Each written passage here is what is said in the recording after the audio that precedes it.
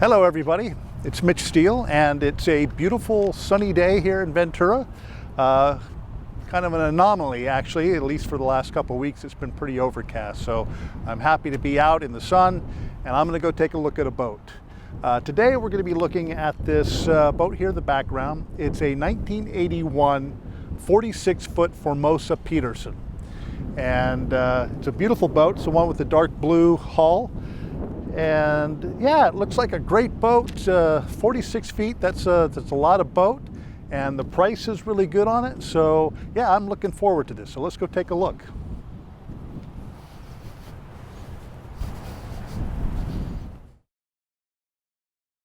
This is Lorelei, a 1981 46-foot Formosa Peterson center cockpit.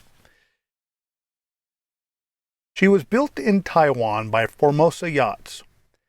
The designation of Peterson is a bit confusing.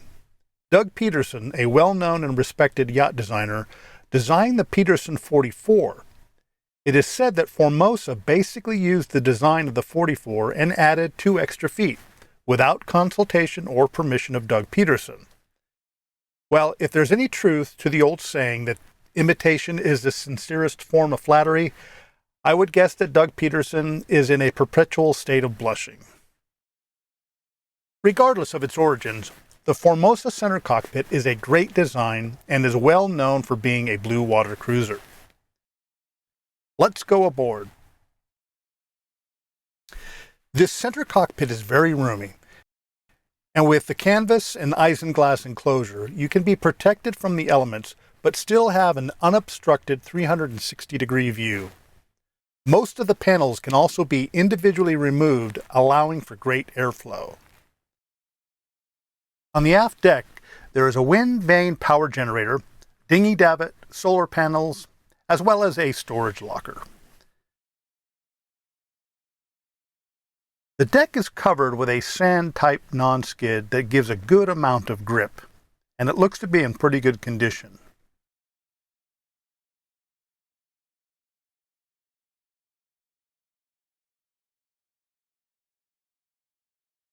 The mast is rigged with a double set of spreaders, and there's a Furuno radar aloft. The paths leading to the forward deck are fairly roomy and unobstructed by the side stays. This makes working on the deck in rough seas much easier. At the bow, there is a Lofren's electric windlass with a 55-pound Delta anchor attached. The jib has a Furlex roller furler. Lorelei is a cutter-rigged boat. The staysail stay is removable and attaches to this attachment point on the deck.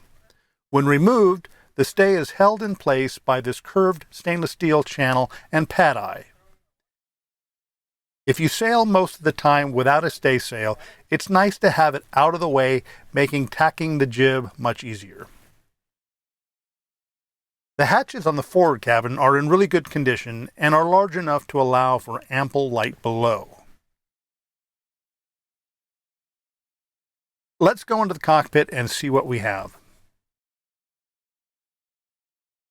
As I mentioned earlier, the cockpit has lots of room for captain and crew. The teak on the coamings and hatches are sealed with a high-gloss varnish. Aft of the wheel is the companionway that leads to the aft stateroom. There's also a walk-through on the starboard side, but we'll take a look at that in a bit. Continuing on the deck, the jib and staysail sheets are routed back to these huge winches mounted on the deck above the aft cabin. I'm sure that these winches can tackle just about any force that you can put on them. The main sheet is managed by this single winch.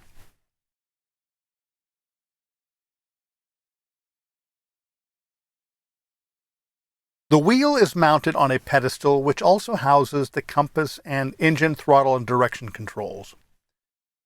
The electronics are forward on the cabin top coaming. Lorelei could probably use some updated electronics, but there's plenty of space to add whatever you might need. On the port side, there is a roomy cockpit locker to store extra lines, life vest, and other things that you might need quick access to. Here is the auto helm controls. Okay, let's head down below. As we come down the companionway ladder, the navigation table is on the starboard side. It's got a good sized table for large paper charts with plenty of storage underneath for navigation tools, pilot guides, and other things. There are minimal electronics at the nav station, but they include a Raymarine GPS and VHS radio. Again, plenty of room to upgrade here. The main electronic panel is behind the companionway ladder, which includes both an AC and DC panel, as well as other controls for the bilge pump, wind generator, propane switch, and inverter controls. On the port side is the U-shaped galley. It has a double well stainless steel sink. There's also an Alder Barber refrigeration unit and a 3-burner propane stove with oven.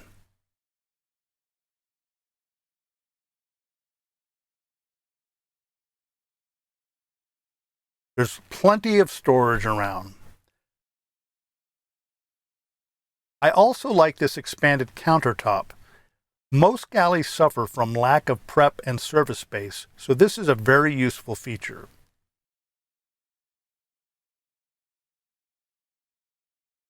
Moving forward, we come to the U-shaped dining table.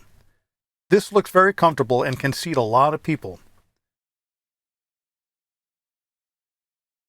Opposite of this is a settee which can also be used as a bunk. Continuing on, we have more storage. Always good to have storage.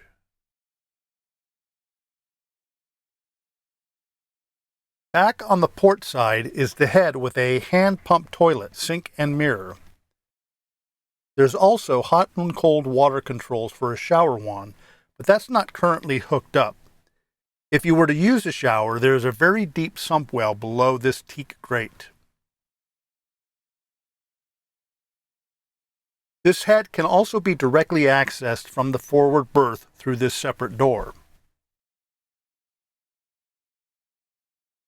Moving forward, we come to the forward V-berth. There's lots of closet space. The bunk itself is cozy, but there's definitely room for 2 people here. There's more storage on the port side,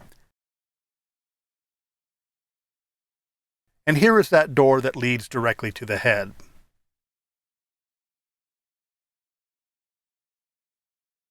Let's make our way back to the aft stateroom.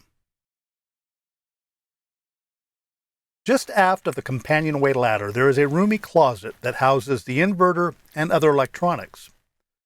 One of the challenges on many boats is finding space to organize and centralize all of the various electronic components. This closet is very roomy and extremely convenient to access. Very nice. On the starboard side, there is a pilot berth which is now being used for storage and workspace. The headroom here is a bit low. Just opposite of the berth is access to the engine. The engine is a whopping 80 horsepower Ford Lehman diesel with 4 cylinders. All the components needed for routine maintenance are easily accessible, including the Racker filter, fuel, and oil filters.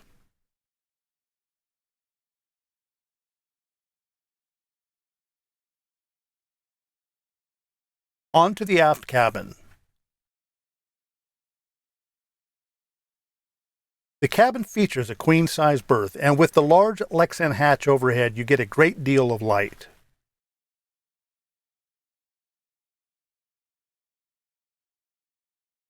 The aft cabin has its own private head, which includes a hand pump toilet, sink, and shower wand.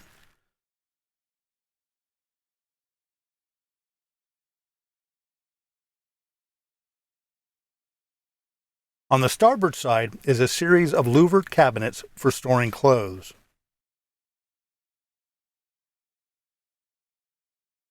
And when it's your time for watch, it's a quick trip up the ladder into the cockpit. All right, that's Lorelei. She's a well-built blue water cruiser.